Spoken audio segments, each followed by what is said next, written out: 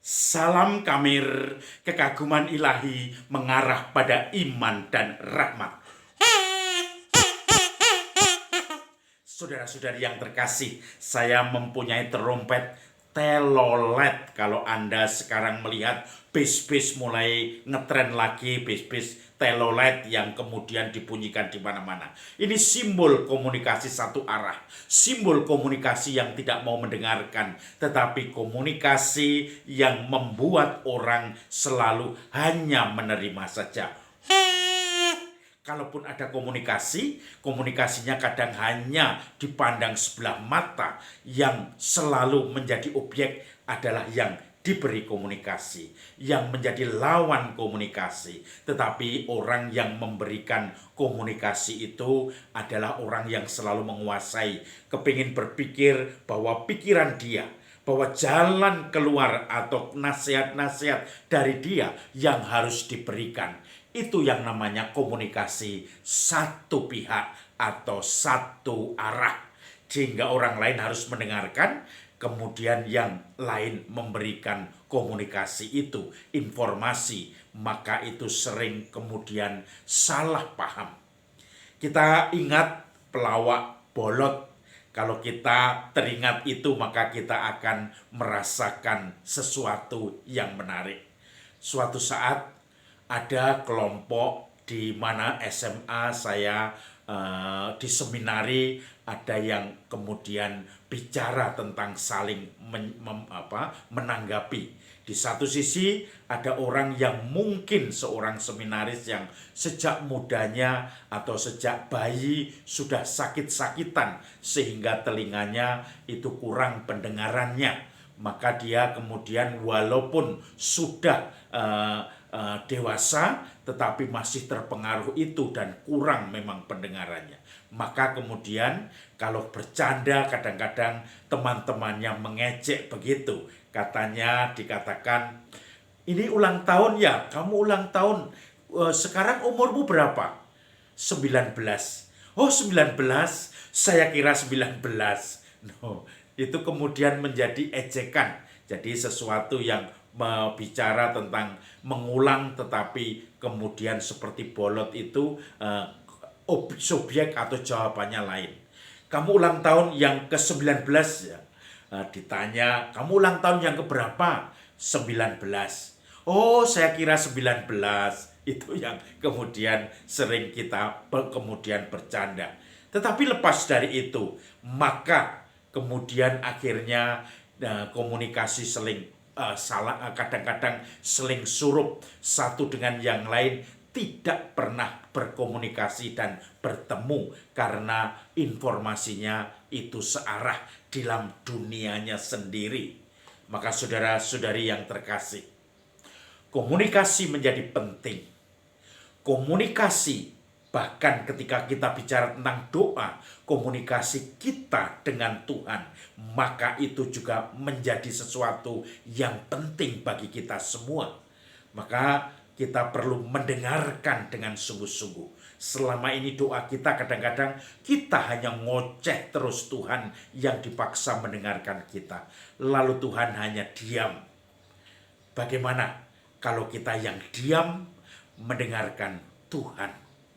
Saudara-saudari yang terkasih, Injil hari ini, karena hari ini gereja merupakan merayakan pesta Maria diangkat ke surga dengan mulia, dengan jiwa dan raganya. Maka kemudian bacaannya bicara tentang pengalaman Maria dan Elizabeth, yaitu ketika Maria mengunjungi Elizabeth. Suatu saat Maria datang di kampung Zakaria dan Elizabeth untuk mengunjungi Elizabeth yang sedang mengandung.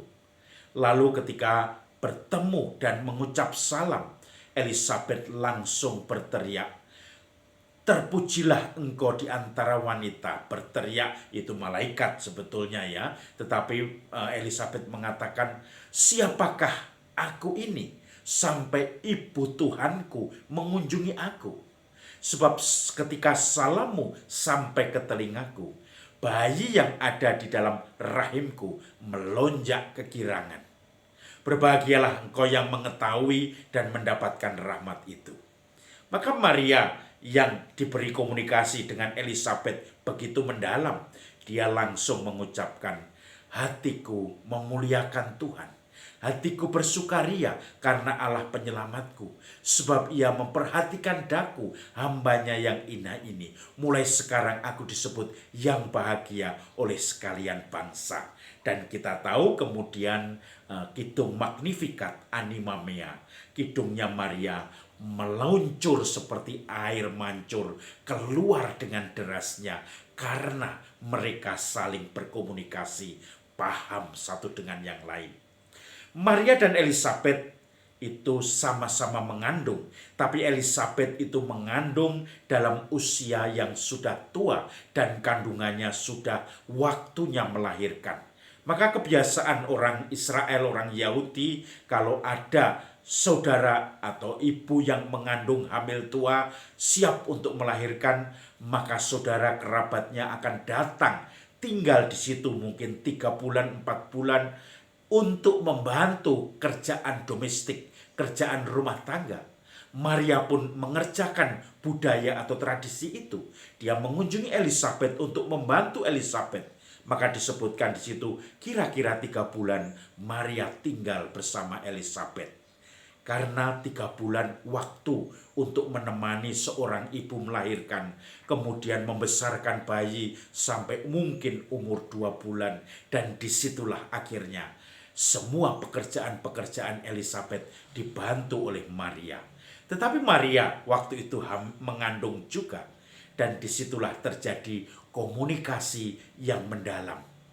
Maria dan Elisabet sebagai 2 orang yang tertekan pada waktu itu. Karena tertekan karena apa? Oleh masyarakat. Elisabet dalam usia tuanya masih juga hamil atau mengandung. Sering kemudian tetangga-tetangga merecoki. Kemudian bukan merecoki tetapi ngerasani, membicarakan. Sudah tua-tua masih hamil juga, kurang kerjaan.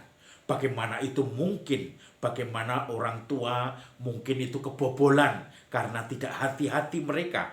Dan banyak sekali omongan itu. Apalagi Maria, dia baru bertunangan, sudah mengandung. Maka yang tahu pasti mencibir dan juga bahkan tunangannya Yusuf yang baik pun rencana untuk meninggalkan Maria. Kita nanti tahu dalam cerita berikutnya. Maka saudara-saudari yang terkasih, mereka yang dirundung beban berat di dalam hidup itu akhirnya bertemu, berkomunikasi satu dengan yang lain, memberikan suatu komunikasi yang mendalam, mendengarkan dengan tuntas supaya tidak setengah-setengah, tidak buru-buru untuk memberi nasihat, tidak buru-buru untuk memberikan sesuatu yang seakan-akan kita ini lebih hebat dari kamu, tetapi hanya mendengarkan. Tidak buru-buru untuk mau menghibur. Dengarkan supaya apa yang diungkapkan, keprihatinan itu ditangkap utuh. Kadang tidak perlu kita memberi nasihat, cukup hanya didengarkan, maka orang itu sudah merasa nyaman, sudah merasa aman. Tidak perlu masukan nasihat yang kadang justru membingungkan dan menyesatkan. Saudara-saudari yang terkasih, banyak di antara kita yang juga kalau berkomunikasi itu saling surup atau tidak saling menangkap 100%. Hanya ditangkap sedikit, ekspresinya tidak didengarkan sampai tuntas, sudah tergesa-gesa untuk memberi nasihat. Pikiran kita ketika sudah diajak curhat, kita menjadi seakan-akan berpikir nasihat apa yang harus saya berikan. Kalau orang itu mulai cerita kepada kita, kita mulai berpikir bagaimana sikap saya, bagaimana tanggapan saya, bagaimana nanti saya harus memberi nasihat, masukan. Dan ini yang kadang-kadang tidak kita butuhkan. Ini yang kadang-kadang menyesatkan kita. Kita menjadi tidak mendengarkan orang yang sedang curhat itu karena sibuk untuk memberikan sesuatu, sibuk untuk memikirkan jawaban-jawaban. Dan akhirnya kita pun tidak murni menangkap apa yang diungkapkan. Itu juga terjadi pada saat komunikasi dengan Tuhan atau doa. Saudara-saudari yang terkasih, ketika kita berdoa pada Tuhan, kita diharapkan untuk sungguh menyampaikan segala sesuatu kepada Tuhan dengan tuntas. Seluruh kelemahan kita, syukur kita, permohonan kita, beban kita. Tetapi setelah itu, kita pun harus menahan diri, mendengarkan jawaban Tuhan dengan tuntas. Orang sering bertanya, lalu bagaimana saya menangkap suara Tuhan? Tuhan bukan menjadi komunikator yang searah, yang hanya memberi masukan-masukan, nasihat-nasihat. Tuhan minta didengarkan dan Dia mengungkapkannya pun dengan keikhlasan dan kedamaian. Kalau kita sibuk dengan diri kita sendiri, kalau kita tidak pernah keluar untuk mendengarkan Tuhan, maka di situ pun kita tidak akan pernah mendengarkan bisikan Tuhan yang kadang lembut untuk kita tangkap di dalam sesuatu beban, entah itu kita butuhkan berkat, peneguhan di dalam setiap keprihatinan kita. Maka mari kita meniru teladan Maria dan Elizabeth yang selalu berkomunikasi dengan dewasa, sungguh-sungguh mendengarkan dengan tuntas, supaya ketika kita mendengarkan orang lain, kita mendengarkan dengan tuntas. Sehingga akhirnya kita juga belajar untuk mendengarkan Tuhan yang menjadi sumber inspirasi kita. Salam Kamir, kekaguman ilahi mengarah pada iman dan rahmat.